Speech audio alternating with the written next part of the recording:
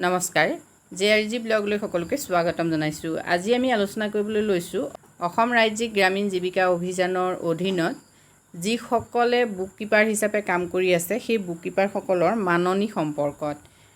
ইতিমধ্যে আপোনালোক সকলোৱে জানে যে SHG, VO বা CLF অৰ্থাৎ আত্মসহায়ক গোট বা গ্ৰাম্য সংগঠন বা মণ্ডল সংগঠন, এই তিনিওটা সংগঠনৰে সকলোতকৈ গুৰুত্বপূৰ্ণ ব্যক্তিগৰাকী হ'ল বুক কিপাৰ। যিহেতু SHG এটাৰ ভৱিষ্যত নিৰ্ভৰ কৰে বুক কিপিঙৰ ওপৰত। SHGটোৰ যদি বুক কিপিং সম্পূৰ্ণৰূপে নহয় বা বুক কিপিং শুদ্ধ নহয় বা বুক কিপিঙত যদি বিজ্ঞানসন্মতভাৱে নহয়, তেতিয়া SHGটোৰ গ্ৰেডিঙৰ ক্ষেত্ৰত প্ৰব্লেম আহে। ঠিক একেদৰে CLF এটা বা এটা VOৰ ক্ষেত্ৰতো বুক কিপিং যথেষ্ট গুৰুত্বপূৰ্ণ হয়। CLF এটাৰ বহন ক্ষমতা নিৰ্ভৰ কৰে বুক কিপিঙৰ ওপৰত। ঠিক একেদৰে গ্ৰাম্য সংগঠন এটাও বহন ক্ষমতা নিৰ্ভৰ কৰে বুক কিপিঙৰ ওপৰত।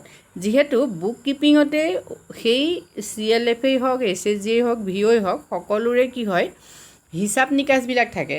গতিকে হিচাপ নিকাচখিনি যদি অনুষ্ঠানটোৰ ক্লিয়াৰ হৈ নাথাকে, তেতিয়াহ'লে সেই অনুষ্ঠানটো আগবাঢ়ি যোৱাত যথেষ্ট বাধাৰ সন্মুখীন হয় আৰু অনুষ্ঠানটোৰ লগত জড়িত যিসকল বিষয়ববীয়া বা সদস্য থাকিব, সেইসকলেও সেই অনুষ্ঠানটো আগবঢ়াই নিয়াত অসুবিধাৰ সন্মুখীন হ'ব লগা হয়। আৰু লগতে এনেকুৱা হয় যে এটা SHG ক্ষেত্ৰতে আমি চাওঁ, যদিহে লিখা মেলাখিনি শুদ্ধকৈ নহয়, হিচাপ পত্ৰ যদি শুদ্ধকৈ ৰখা নাযায়, তেতিয়াহ'লে SHG যিসকল সদস্য থাকিব তেখেতসকলৰ মাজতেই সাধাৰণতে কি হৈছে মনোমালিন্য হোৱা দেখা যায়। ঠিক একেদৰে গ্ৰাম্য সংগঠনৰ ক্ষেত্ৰতো হয় বা মণ্ডল সংগঠন এটাৰ ক্ষেত্ৰতো হয়। গতিকে এই CLF, SHG বা VO সকলোৱে পৰিকল্পিত আৰু সৰলভাৱে চলিবলৈ হ'লে বুক কিপিং কৰিবই লাগিব। সেইটো কাৰণেই কি হয়, এটা SHG গঠন হোৱাৰ লগে লগে বুক কিপাৰ নিৰ্বাচন কৰা হয়। যিহেতু বুক কিপাৰগৰাকীয়ে যেতিয়ালৈকে SHG কামখিনি ভালকৈ নকৰে, তেতিয়ালৈকে SHGটোৱে যথেষ্ট অসুবিধাৰ সন্মুখীন হয় বা SHGটোৱে যিখিনি চৰকাৰী সুবিধা বা বেংকৰ পৰা ল'ব লগা লোন বা VOৰ পৰা বা CLFৰ পৰা পাব লগা যিখিনি লোন, সেইখিনি ক্ষেত্ৰতো অসুবিধা দেখা যায়। গতিকে বুক কিপাৰগৰাকী অতিকৈ গুৰুত্বপূৰ্ণ। মানে CLFেই হওক বা VOই হওক বা SHGয়েই হওক, সকলোৰে একেবাৰে এৰিব নোৱাৰা ব্যক্তিগৰাকী হ'ল বুক কিপাৰ। এতিয়া এই বুক কিপাৰসকলৰ কিন্তু গুৰুত্ব ইমান বেছি, তেওঁলোকৰ কাৰ্যও ইমান বেছি বা ইমানেই তেওঁলোক গুৰুত্বপূৰ্ণ এটা কাম কৰে তেওঁলোকে, কিন্তু তেওঁলোকক ASRLMৰ ফালৰ পৰা পোনপটীয়াকৈ কোনো ধৰণৰ মাননি দিয়া নহয়। আমি দেখিছোঁ বিভিন্ন ধৰণৰ সখী থাকে যিসকল, সেই সখীসকলক ASRLMৰ ফালৰ পৰা মাননি দিয়াৰ এটা ব্যৱস্থা আছে, কিন্তু বুক কিপাৰৰ ক্ষেত্ৰত সেই ব্যৱস্থাটো নাই। সেইটো কাৰণে কি হয়, বুক কিপাৰগৰাকীয়ে যিমান কষ্ট নকৰক, তেওঁক আচলতে মাননি দিবলৈ SHGয়েই হওক, VOই হওক বা CLFেই হওক অলপ টান পায়। আৰু দিলেও কি হয়, তেওঁ যিটো প্ৰাপ্য সেই মাননিটো বুক কিপাৰগৰাকীয়ে নাপায়। সেইটো কাৰণে দেখা যায় সাধাৰণতে বহুতো SHGত কি হয় মনোমালিন্য হোৱা দেখা যায় সদস্যসকলৰ মাজত।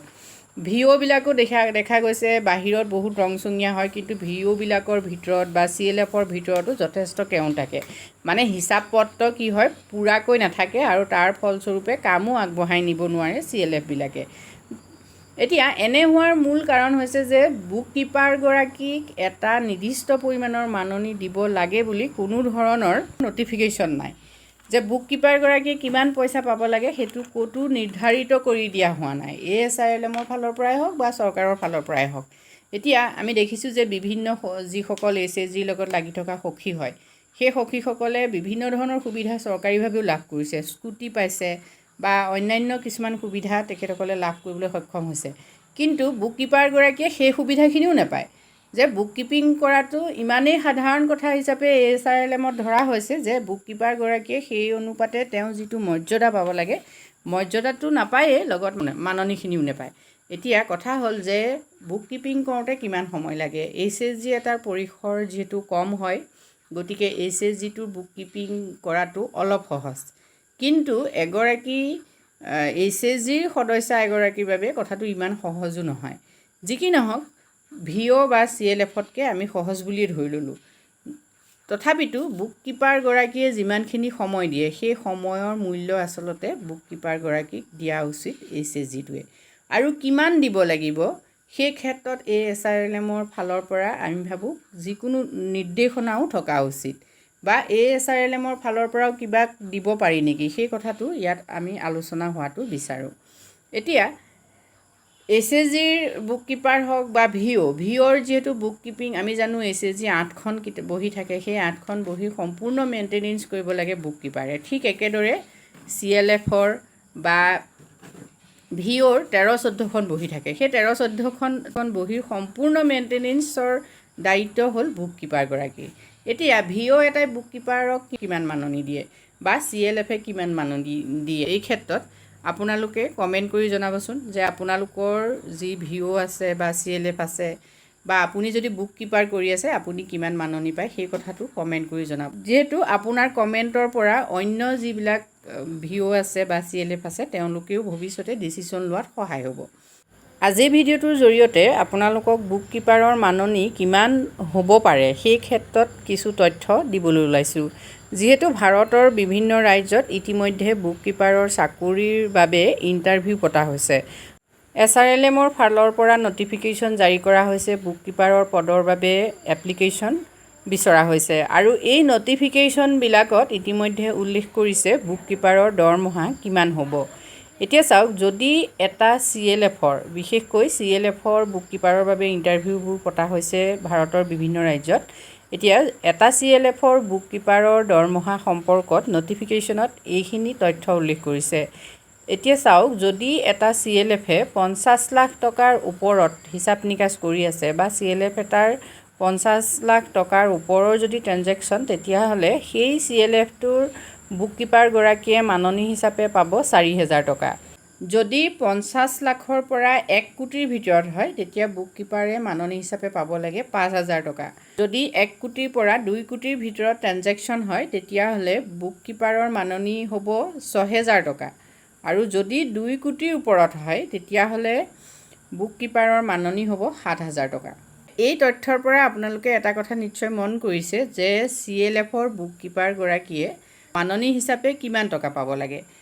ভাৰতৰ অন্যান্য ৰাজ্যত যেতিয়া বুক কিপাৰৰ ইণ্টাৰভিউ অনুষ্ঠিত হৈছে, নিশ্চয় আমাৰ অসমতো ভৱিষ্যতে বুক কিপাৰৰ বাবে পদ ওলাব আৰু তেতিয়া নিশ্চয় বুক কিপাৰসকলে তেওঁলোকে বিচৰা ধৰণৰ এটা পাৰিতোষিক লাভ কৰিবলৈ সক্ষম হ'ব। কিন্তু সেই পৰ্যায় অহালৈকে যিসকলে CLF হওক, ভিঅ' হওক বা SHG বুক কিপিং কৰি আছে তেওঁলোকক কিন্তু সদস্যসকলে আলোচনা কৰি হ'লেও এটা উপযুক্ত মাননি দিয়াৰ ব্যৱস্থা কৰিব লাগে। যিহেতু বুক কিপিঙত যথেষ্ট সময়ৰ প্ৰয়োজন হয় আৰু মহিলাগৰাকীয়ে যথেষ্টখিনি ত্যাগ স্বীকাৰ কৰি বুক কিপিঙৰ কাম কৰে। গতিকে সকলোৰে ত্যাগৰ মূল্য দিবলৈ শিকাটো মহিলাসকলৰ দায়িত্ব বুলি অনুভৱ কৰোঁ। এই ক্ষেত্ৰত ভৱিষ্যতে ASRLMৰ ফালৰ পৰাও দৃঢ় আলোচনা কৰা উচিত বুলি আমি অনুভৱ কৰোঁ। আজিৰ ভিডিঅ'টোত আমি আপোনালোকৰ বাবে এইখিনি কথা আলোচনা কৰিছোঁ। যদি আপোনালোকৰ ভাল লাগিছে তেতিয়াহ'লে কমেণ্ট কৰি জনাব। ধন্যবাদ।